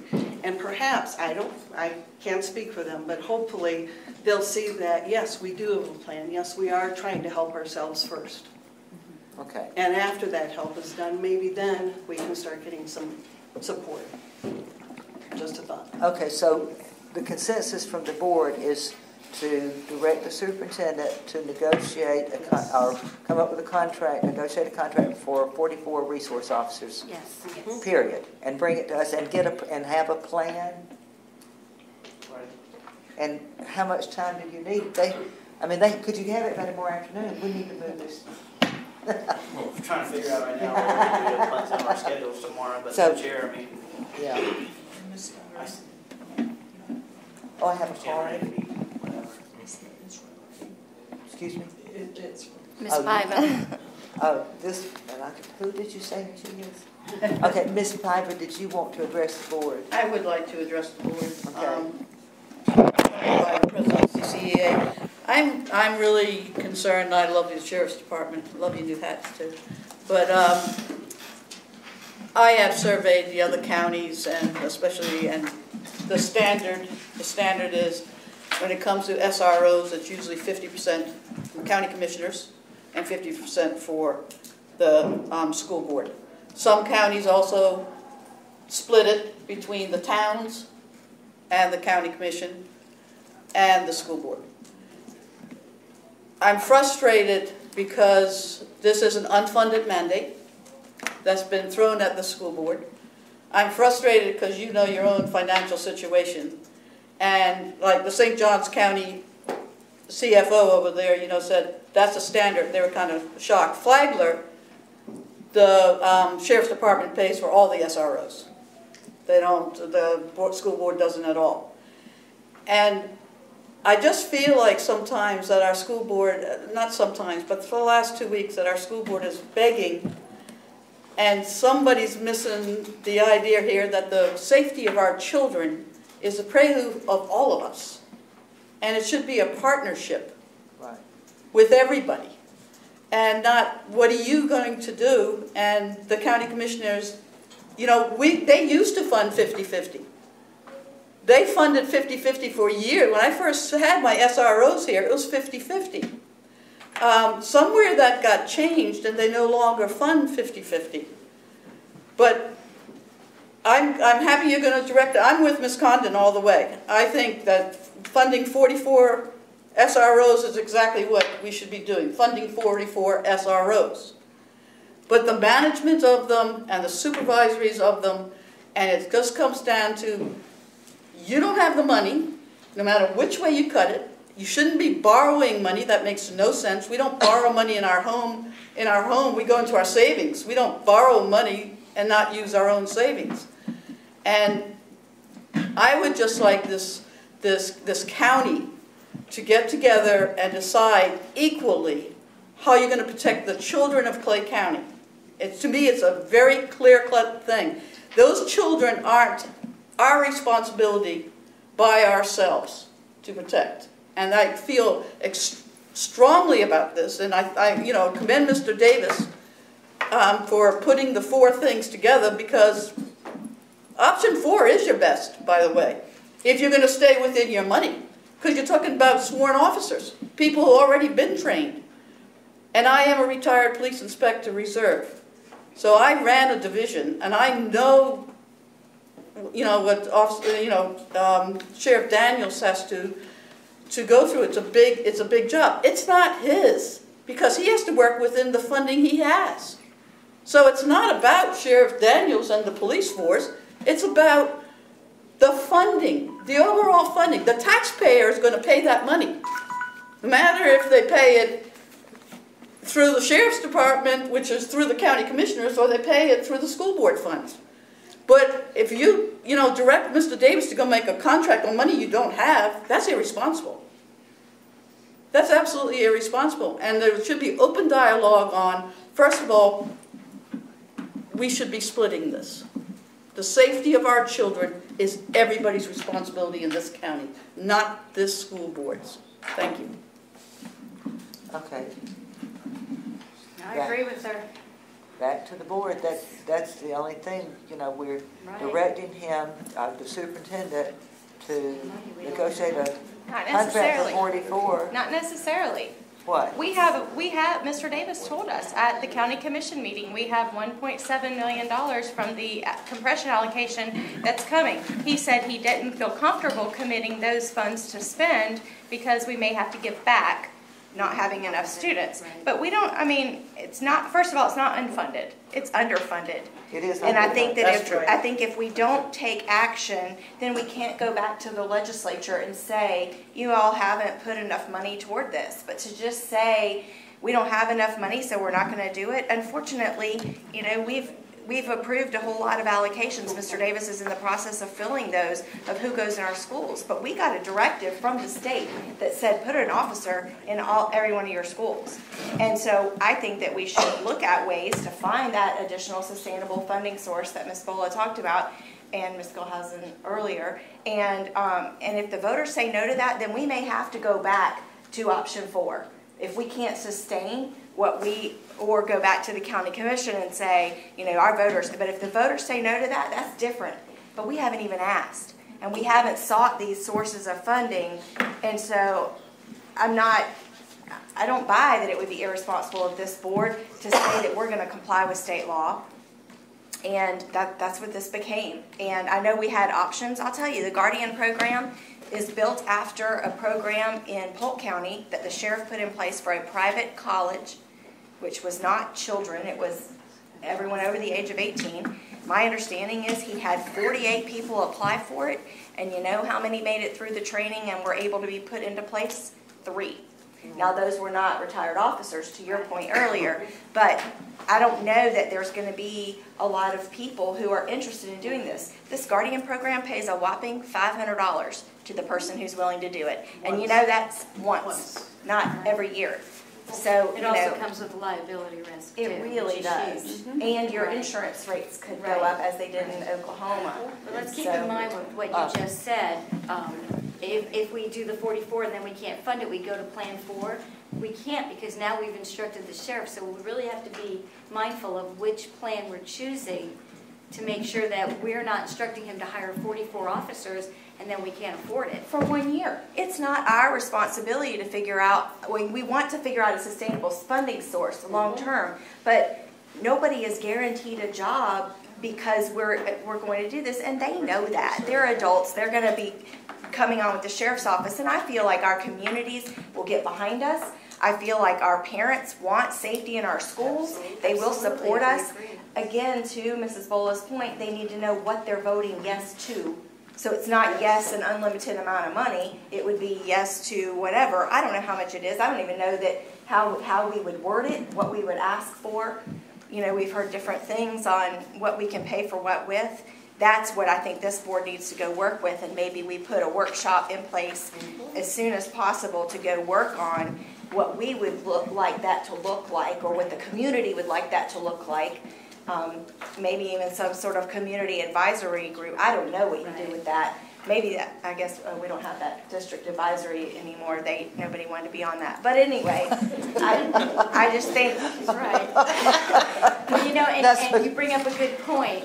As far as discussing a millage, it's probably something we should table to give the superintendent and staff time to come up with a plan, just like Dr. Kemp did with the sales tax.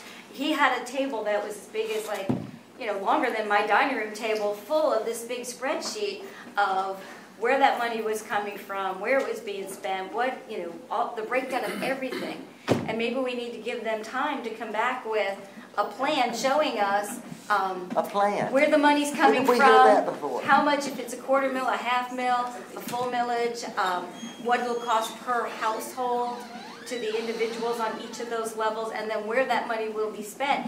In addition to resource officers, maybe we should table it until, you know, they can come back with really a comprehensive, detailed plan of what we're looking for. That's a good point. I agree with you on that.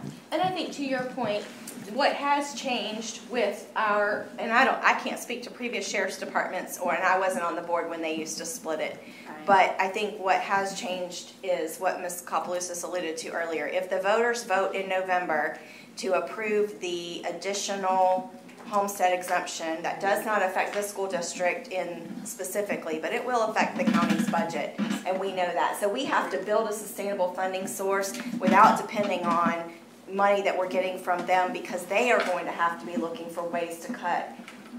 You know, it's interesting at the, and I can't remember the exact number, so I won't quote any numbers, but at the Quality of Life breakfast last week that the chamber put on, one of the speakers alluded to that our county has done a really good job of doing less with more.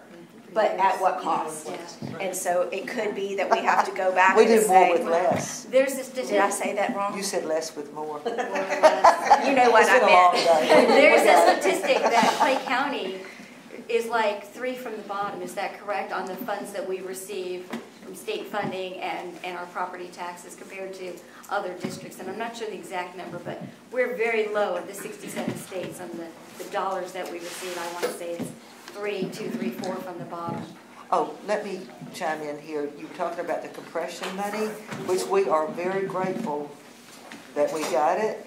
But I was talking to Dr. Legutko, and she said that money is long gone. I mean, we have a 2-year contract with our employees. We are trying to do things for insurance so that our employees can afford their insurance.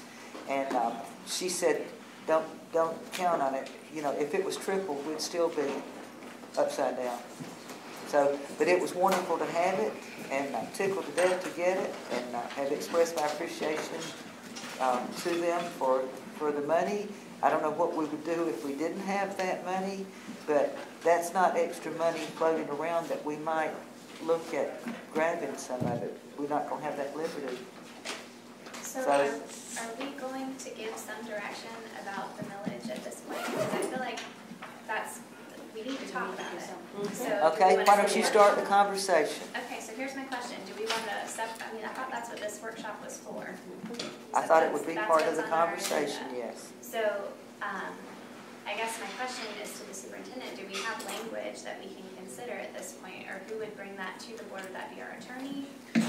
Through the chair, I know that Mr. D'Agata has somewhat formalized an example for the board to review and adjust. And but from our side, we would have to go back and build a blueprint of the causation of, I guess, more like an FAQ of where the money will actually be, expenditures will go, what will it impact, so that you can see a bullet out plan the way we did the additional other revenue stream that we met with each of you. That can be done. It just is going to take some time to get it done.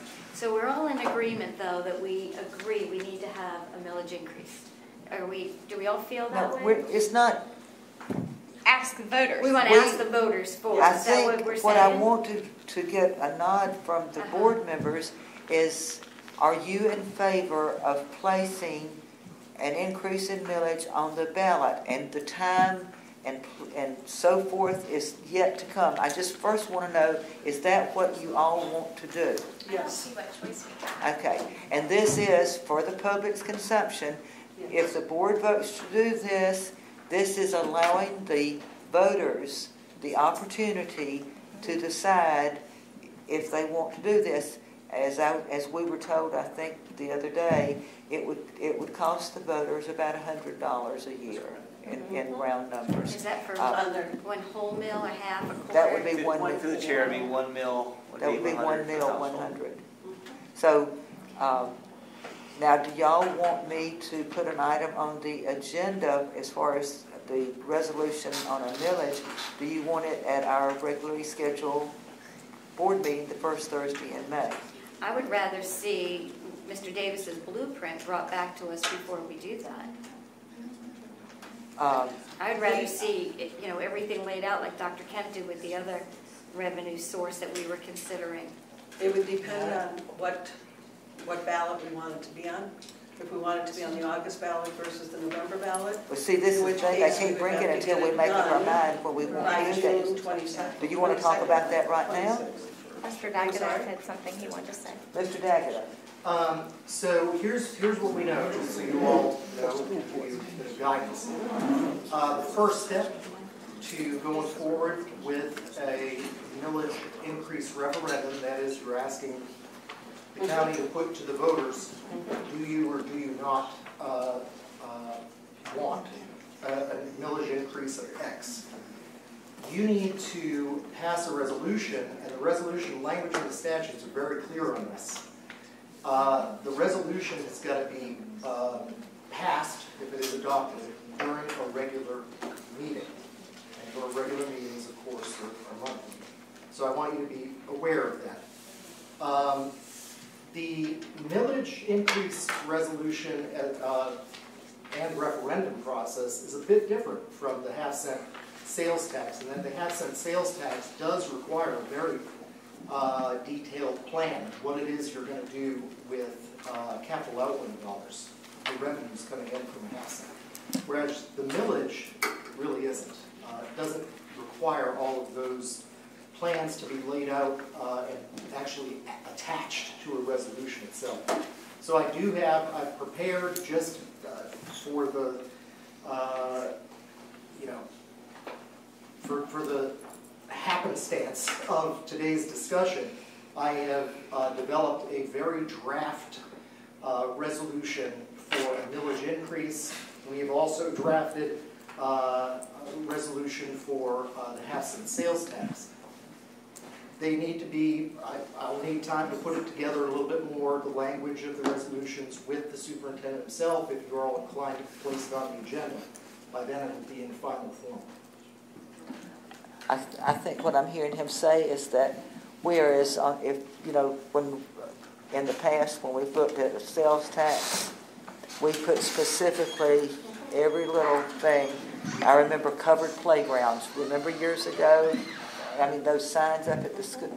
But from what I'm understanding Mr. D'Agata to say is that we don't have to be that specific in the millage, but yet on the other hand, you have to be specific enough that the public knows what they're supporting.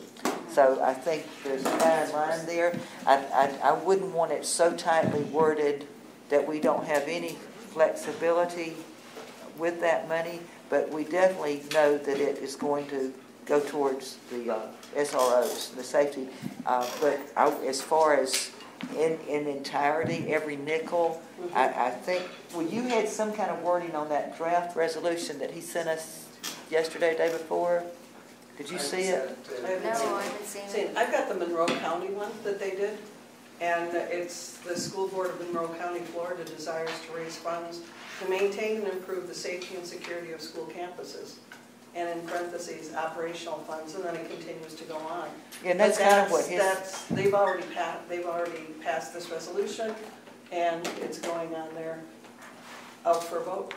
So they put that, but by them That would saying be the operational resolution. funds, that doesn't mean that if there wasn't, you know, something else in operations, that couldn't you still spend the money on that if you Basically, didn't need the full that's 10 it. million? That's it. Anything in operational funds. Yep. Insurance, whatever. Yeah, Mr. And the Davis. reasoning behind it, that there wasn't sufficient funding from the state, I wouldn't want to- that we need school resource officers and security personnel, and, well, school resource officers, and that the Florida statute provides for an increase in ad valorem taxes for 4 years for the purpose of raising additional funds for school operational purposes pursuant to voter referendum. Okay, now let me ask you this, when are they putting it on the ballot? We already have, it's pushing now. Where Is it on August or But is when it? is it going to be voted on, is what I want to know.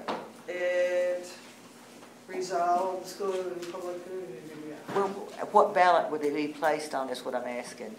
Are they doing a special ballot? I mean, is it August, November, a special election, what?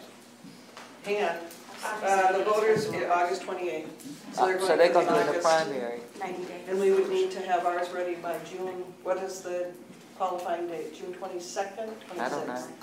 I feel comfortable using the Monroe County language because it's been, you know, vetted and all. If Mr. Daggett could agree to it, I'd have him review it, but I think that we need to move forward on our May agenda. I agree. I would like to put it on the main, yes. Okay, that's the majority of the board I'm fine with that. that want to have this item on the agenda. If you'll get with me, Mr. Davis, we'll work on the wording for it. I am concerned that not as many people come out for the primary and that, you know, there'll be a risk of it not passing. That's just a concern of mine, you know. As Ms. Gilhousen said, I think a special election would have a better chance of it passing. She didn't quite say that, but she asked, was it going to be on a special election? She was asking about this one right there. And that would be a, although What there's is a cost to the it. cost to do a special election? Through the chair, it's around $150,000, $170,000. Ooh, I think we should just either go for one of the two elections that we're going to have in 2018. There's two, you know, either August or November, and I don't have a real preference on which. I know the November ballot is going to be lengthy with all the 13 Constitution review. 13 Constitution. Right. I think we might get lost with 13 True. Constitution, I mean, That's true. and True. what's so bad about those things is there's like 3 separate things in one vote. It makes no oh, well, that's for another day. I thought it was supposed to be simple subject, but Can I ask a question to Dr. Kemp? Dr. Kemp, when we talked about the sales tax, I think you're the one who brought up about a special election and that's a better option, a better avenue to go. Have you had any experience with a millage increase in the past worlds that you've worked in? In my former life, the boards pretty much made the direction to put it to the voters for millage rate, and that was not done on the special referendum. But the sales tax, there's definitely things you need to take into consideration, such as the voter fatigue, the length of the ballot, and some issues like we're talking about with EdFirst, you know, a facility restricted sales tax. You're talking, you want it to be an issue by itself, and it's that important. And it's one of those issues that is that important that, you know, we need to make the facilities relevant and current so we can compete and set us up for the next 50, 100 years, especially with the deficits that we're facing. So to answer, yes, a lot of experience with special referendums on the sales tax. Most of the millage rates just go on the primaries or generals. Okay, thank you. let me ask you something now. On this millage, we have been told that one mill would bring in about $10 million a year, is that correct? That's correct. For the chair, it's around $11 million a year, Yeah. but however, individuals Let's don't pay, get some people may not pay their taxes, so Right. we calculate for $10 million. That's like that 96% that we do our Gotcha. contracts. So what I'm thinking, because I know Mr. Kemp has given us the gold standard of what we need to do to get our schools up to snuff.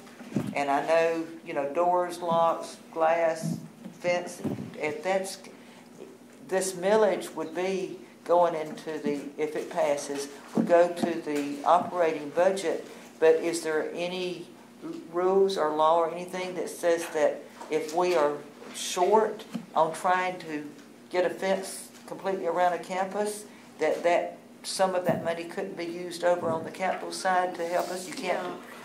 We're allowed You can to do put that, operating because it onto seems like- capital, we just can't take capital onto operating. But we can give operating to capital.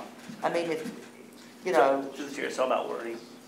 Giving you, like they did a good job talking about safety, security, salaries for SROs, and also assisting the operational funds. and that's what Let's I'm referring remember- to, is I don't want to get the wording so tightly worded that if we see a real need, that we could not And take some of that millage and help out if we need to be. Of course, capital money's probably just going to be rolling in, so. Well, and let's remember that there's that $100 million grant money for the hardening of our schools, ma'am. which Are we I'm going- sure we've applied for some of that. So through the chair, the guidelines do not come out until August 2018. And once again, then the date for submission is the due date is by December.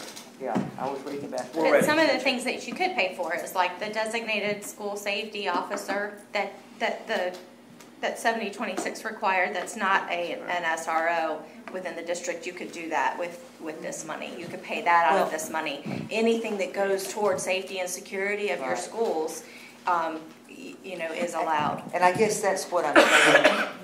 We need a little bit of flexibility in there, because that way we're not cutting off our nose to spite our face if we say we're only going to use this for this and only this. We need to have the wording needs to be so that there is some wiggle room in there. And I think it's worthwhile to know Because if we our don't know voters what's are going gonna- to say yes sooner rather than later, so that then we can make other plans, because the timing of the August election lines up better with knowing from the sheriff's office budget perspective. I don't know when they start planning their budget, but they start October 1. October 1's their So, budget. we'll know then if we have to figure out a different plan with our BCC, and I think that then they'll be willing to work with us. If we've asked voters, if voters say no, then we, as two boards of elected officials, come forward. So, Well, the one good thing too, and I think we all heard this when we were meeting with the BCC, is it seemed that they are saying they'll do everything they can to promote this, campaign for it, and try to help us get this passed. Is that the way you understood it? I think we will have their full support. So what I'm hearing from the board is we're asking Mr. Davis to come up with a plan and negotiate some kind of contract for the 44 resource officers. In addition to that, and that would be on the agenda for next month, for May. All right, and then in addition to that, on the May agenda would be to approve a resolution on the millage. And they're going to have to work the wording out, but I think they've heard what we want. And I just, Speak up. Just as going forward, I think something for us to consider moving towards the next legislative session is talking to our legislators about future funding for this, so that we don't bear the brunt of it eternally. Recurring funds is one of the things we need, because it's not recurring. I did have a long conversation with a key person over in Tallahassee, and I was even, we were talking about the money, the 67.5 for the Guardian program, and I said, if the districts aren't going to buy into this Guardian program, it would help. It wouldn't solve the problem, but it would certainly help to get that $67 million over into the SRO funds. And I said, and it would really help if it was recurring and not non-recurring, because anything that's non-recurring scares me to death, because you stick your neck out and you do it, and then the next year there's no money, and we've been caught before in instances, and we don't want to go there. Well, as quickly as this legislation passed, I think the math was done quickly to try to fund it. Right. So I think going into the next session, I would imagine that our legislators would be pretty open to discussion about more realistic numbers. And, you know, I think when they hear from us, and then of course, well, for instance, in today's newspaper, there was the article about what we were meeting about today. The adjoining article was about St. John's, basically going through the same thing.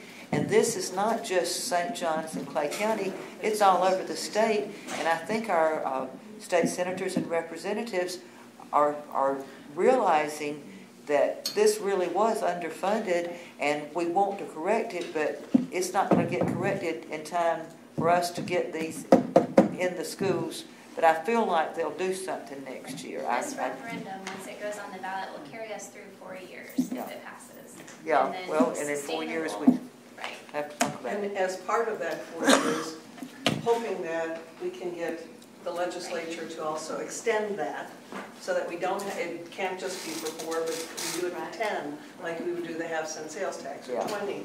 But in addition to that, if it is only 4 years, we need to be cognizant of the fact that after 4 years, whatever we spend or whatever we add into our budget, we're going to be responsible for the 4 years after that, or 8 years after that, and building a fund so that we can support, if it's SROs in the schools or whatever, if we don't have that additional funding from the legislature in the future.